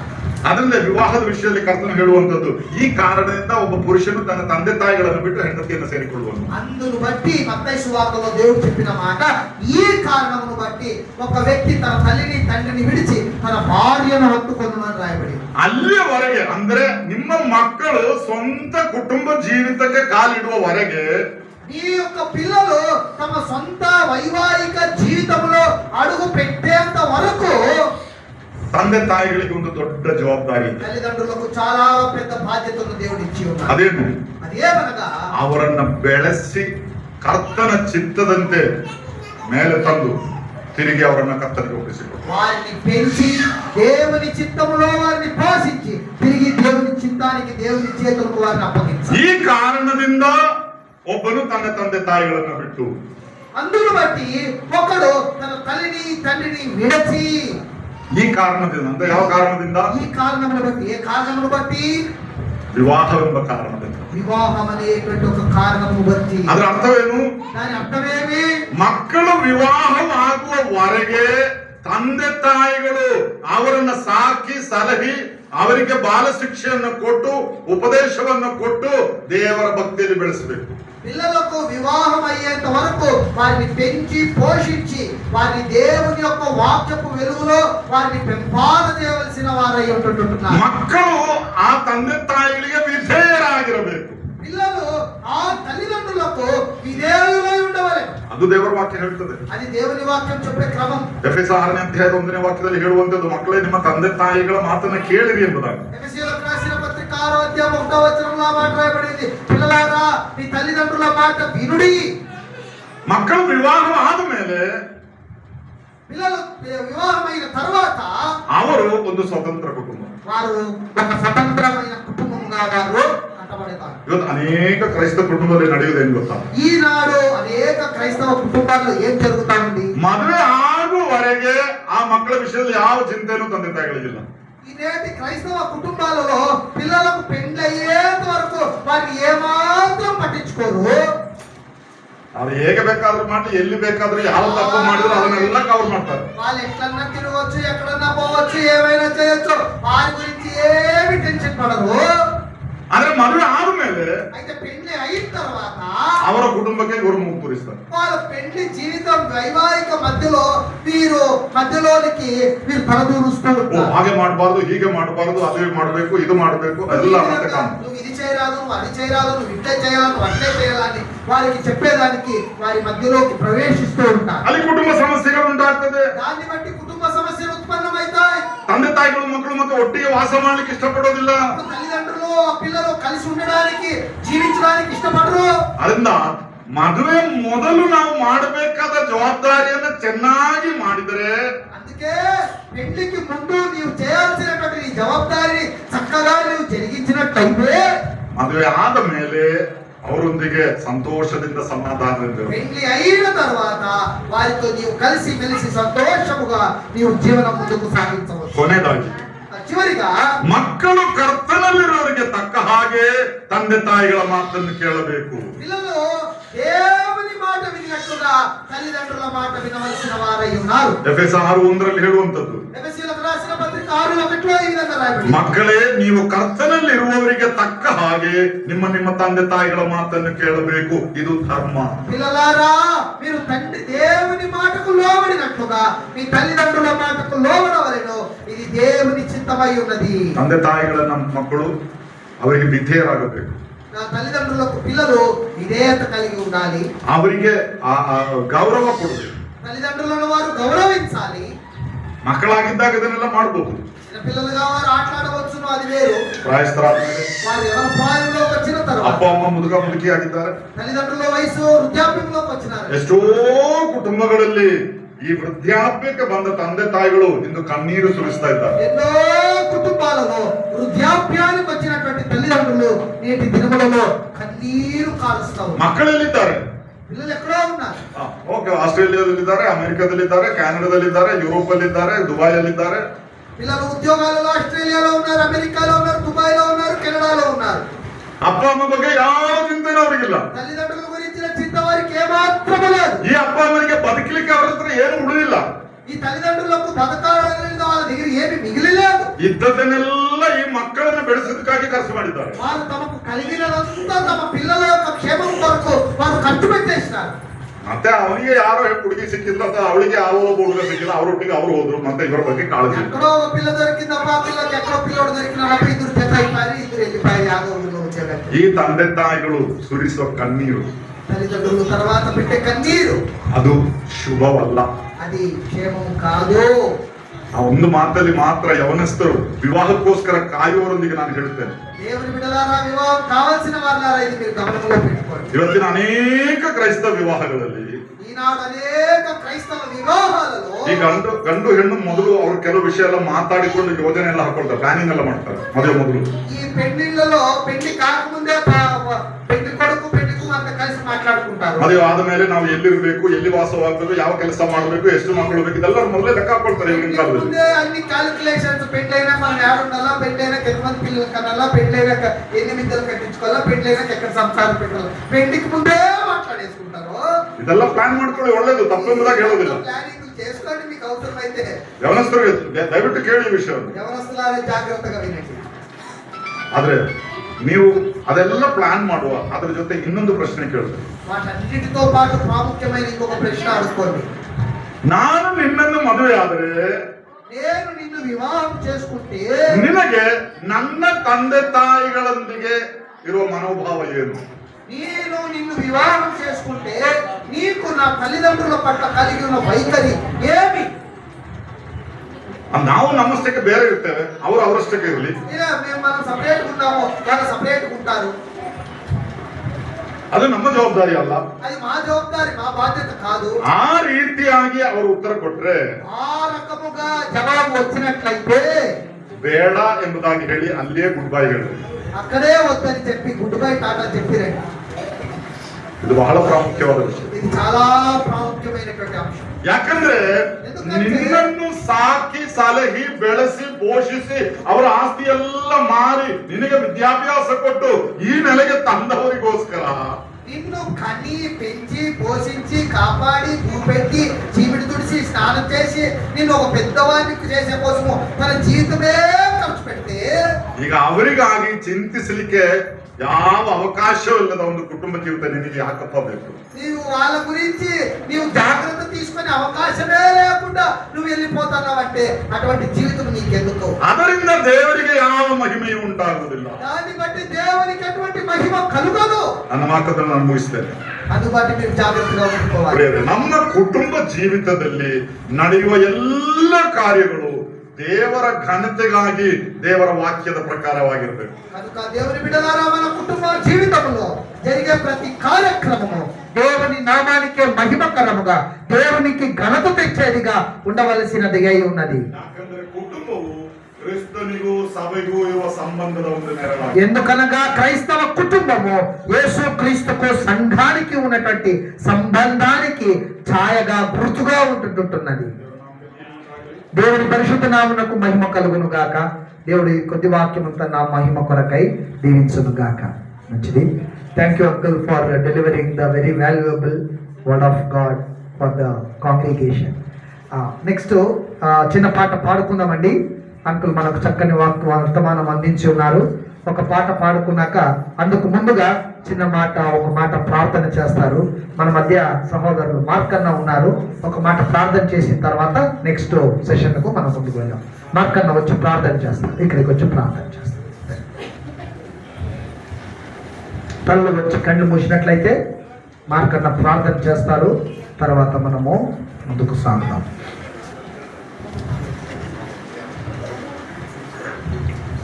ప్రభు నామన అందరికి వందనాలు. ఏం సేవకు అయ్యగారు గారికి వందనాలు. ఇంతవరకు వాక్యము క్రమంగా అందించుంటున్నారు. అయ్యగారికి వందనాలు. వచ్చిన సేవకులకు కూడా మీకు వందనాలు. దేవుని పట్ల ప్రభుని అందరికీ వందనాలు పట్టి ప్రభునామన ప్రార్థన చేసుకుందాం. దేవా యేసు ప్రభా నీకు వందనాలు, స్తోత్రం దేవి యేసయ్యా నీకు వందనాలు.